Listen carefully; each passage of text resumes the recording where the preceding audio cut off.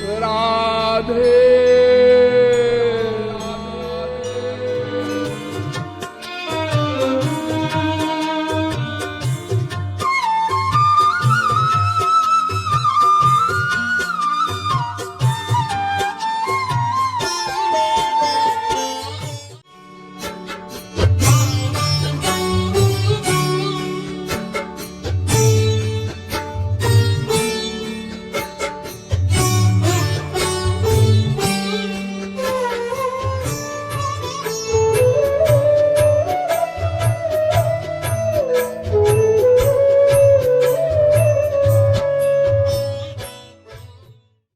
जितने ग्रंथों को हम पढ़ते हैं सुलझते नहीं और उलझते जाते हैं। आप लोग कहेंगे कि तुलसीदास जी की रामायण तो हम समझ ही सकते हैं, वो तो अवधी भाषा में है, इतनी तो हिंदी हम जानते हैं कि अवधी भी हम समझ लेंगे।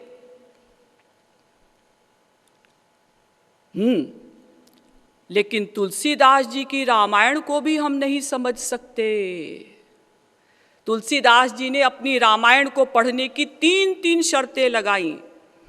जे श्रद्धा संबल रहित नहीं संतन को साथ, तिन्ह कहाँ मानस अगम अति जिन्हि न प्रिय रघुनाथ। पूर्ण श्रद्धा हो,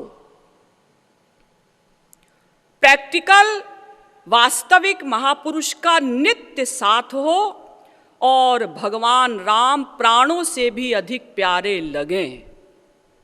अब इसमें पहली शर्त है कि भगवान के प्रति, संतों के प्रति पूर्ण श्रद्धा हो। श्रद्धा किसे कहते हैं? श्रद्धा शब्द कहे विश्वास, सुदृढ़ निश्चय। चैतन्य महाप्रभु ने कहा भगवान और गुरु के प्रति पूर्ण विश्वास हो, दृढ़ निश्चय हो, वो ही हमारे हैं। इसका नाम श्रद्धा। आदि जगत गुरु शंकराचार्य जी भी लिखते हैं, गुरु वेदांत वाक्येषु दृढ़ो विश्वासः श्रद्धा। गुरु और वेदांत के वाक्यों में दृढ़ विश्वास का होना ही श्रद्धा है। और फिर आप कहते हैं कि हम तुलसीदास जी की रामायण समझ लेंगे। क्या तुलसीदास जी, सूरदास जी, मीराबाई, नानक जी, तुकाराम जी, शंकराचार्य जी, वल्लभाचार्य जी, जयदेव जी, ये सब महापुरुष थे? आप कहेंगे हाँ थे। आपके पास कोई पैमाना है नापने का? नहीं जी, पैमाना क्या, सभी कहते हैं कि ये सब महापुरुष थे। सब कहते ही तो हैं। क्या किसी को पर्सनल एक्सपीरियंस हुआ?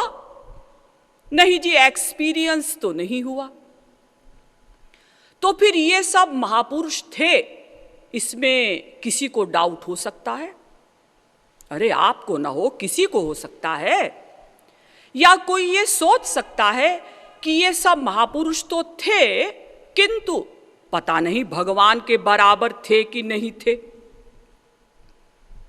इसलिए किसी संत की वाणी के द्वारा भी हम भगवान के विषय में नहीं समझेंगे। तो फिर हम किससे पूछें कि वो ईश्वर कहाँ है, कैसा है, कैसे मिलेगा? वेदों से। क्यों? क्योंकि वेद हमारे सनातन धर्म की निधि हैं। वेद भगवान के वाक्य हैं। वेदों को किसी ने लिखा नहीं। निश्वसित मत्स्य वेदाः, भगवान की सहज श्वास से ये वेद प्रकट हुए हैं। जाकी सहज श्वास श्रुतिचारी, ये चारों वेद भगवान की सहज श्वास से प्रकट होते हैं। वेदा ब्रह्मात्म विषयास्त्रिकांड विषया इमे, भागवत कहती है। भागवत के 11वें स्कंध के 21वें अध्याय का 35वां श्लोक, वेदा ब्रह्मात्म विषया, वेद साक्षात ब्रह्म ही हैं। वेदो नारायणः साक्षात, पुनः भागवत में कहा गया। भागवत के 6ठे स्कंध के पहले अध्याय का 40वां श्लोक, वेद साक्षात नारायण ही हैं। तो ठीक है, हम वेदों से समझेंगे कि भाई भगवान कैसा है, कैसे मिलेगा। क्योंकि वेद में एक मंत्र है, ना वेद विन्मनुते तम बृहंतम, शाठ्यायनी उपनिषद। जो वेद नहीं जानता वो भगवान को नहीं जान सकता। इतनी बड़ी शर्त। हाँ, कॉमन सेंस से भी हम समझ सकते हैं कि किसी भी व्यक्ति के विषय में अगर आप समझना चाहते हैं तो वही व्यक्ति अपने विषय में ठीक ठीक बता सकता है। दूसरा व्यक्ति तो हो सकता है उसे कुछ आइडिया हो, कुछ अटकल पच्चू हिसाब बिठा रहा हो। तो ठीक है, हम वेदों के पास गए कि भाई आप ही ईश्वर के विषय में कुछ बताएं, लेकिन वेदों ने तो कोरा उत्तर दे दिया, यस्या मतम तस्य मतम मतम यस्य न वेद सह अविज्ञातम विजानताम विज्ञातम अविजानताम। केनोपनिषद 2 खंड का 3रा मंत्र। जो ये जानता है कि भगवान को जाना जा सकता है, उसके समान कोई अनजान नहीं हो सकता। पुनः वेद में कहा गया, यदि मन्यसे सुवेदेति दभ्रमेवापि नूनम त्वं वेत्थ ब्रह्मणो रूपम। केनोपनिषद 2 खंड का 1ला मंत्र।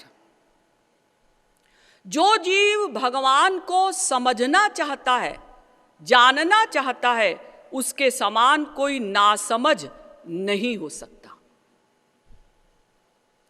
अच्छा, हाँ, तो अगर हम ईश्वर को नहीं जान सकते, नहीं समझ सकते, तो हम उसे मानेंगे कैसे? अरे किसी भी चीज को पहले हम जानते हैं, तब उसको मानते हैं, तब उससे प्यार होता है। जाना कि माना कि प्यार हुआ। अगर हम भगवान को जान लें तो तुरंत मान लें, तुरंत प्यार हो जाए, तुरंत ईश्वर प्राप्ति हो जाए। क्षिप्रम भवति धर्मात्मा शश्वत शांतिम निगच्छति, गीता 9वें अध्याय का 31वां श्लोक। इसको एक उदाहरण के द्वारा समझिए। एक ऑफिसर थे, उनका एक चपरासी था। तो एक बार उस चपरासी के घर में कोई बाबा जी आए और उन्होंने कहा कि बेटा, मुझे बहुत भूख लगी है, अगर तू खाना खिला दे तो मैं तुझे पारस दूंगा। और वो बेचारा गरीब चपरासी नहीं जानता था कि पारस क्या चीज़ होती है, लेकिन उसने सुना था कि कोई अच्छी चीज़ होती है। तो उसने सोचा ठीक है, खाना खिला देते हैं, ये पारस देंगे तो हम साहब को दे देंगे। उस चपरासी ने बाबा जी को खाना खिला दिया, बाबा जी ने पारस दे दिया। चपरासी ने सोचा मैं इस पारस का क्या करूंगा, कोई अच्छी चीज होती है साहब को दूंगा तो वो ड्राइंग रूम की मेज पर सजा कर रखेंगे तो साहब खुश होंगे। तो उसने पारस को साहब की ड्राइंग रूम की मेज पर रख दिया। शाम को जब साहब ऑफिस से आए तो उन्होंने देखा कि मेज के ऊपर एक पत्थर रखा हुआ है। आप लोग जब ऑफिस से आते हैं ना तो बहुत थके हुए होते हैं, इसलिए कुछ गुस्से में होते हैं, चिड़चिड़े होते हैं। अगर घर पर सब सामान ठीक स्थान पर है तब तो ठीक, वरना अगर एक चीज भी इधर से उधर हुई तो आप कभी अपनी स्त्री पर बरसते हैं, कभी बच्चों पर बरसते हैं। तो साहब ने गुस्से में पूछा, ये पत्थर यहां किसने रखा? उसने कहा कि साहब ये तो मैंने ही रखा है, और ये तो पारस है। पारस है? तेरा दिमाग खराब है, बुद्धू कहीं का।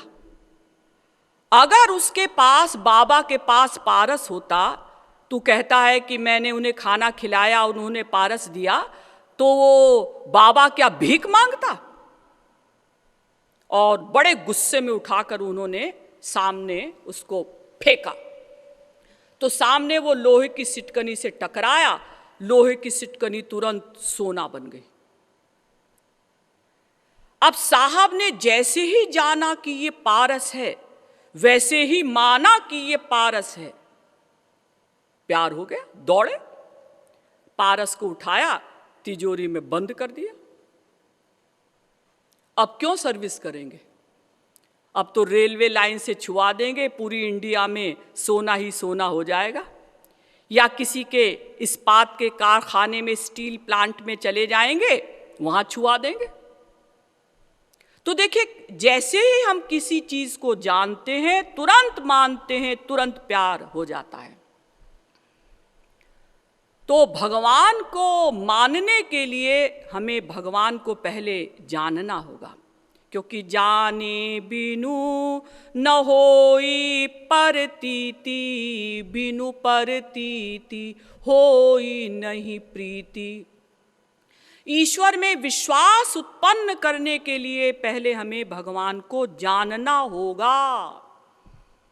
तो अगर हम भगवान को जान लें तो तुरंत मान लें, तुरंत प्यार हो जाए, तुरंत माया से छुटकारा मिल जाए, यानी ईश्वर प्राप्ति हो जाए, तो त्रिगुण, त्रिकर्म, त्रिदोष, पंचक्लेश, पंचकोश, माया की जितनी बीमारियां हैं, ये सब चली जाएं।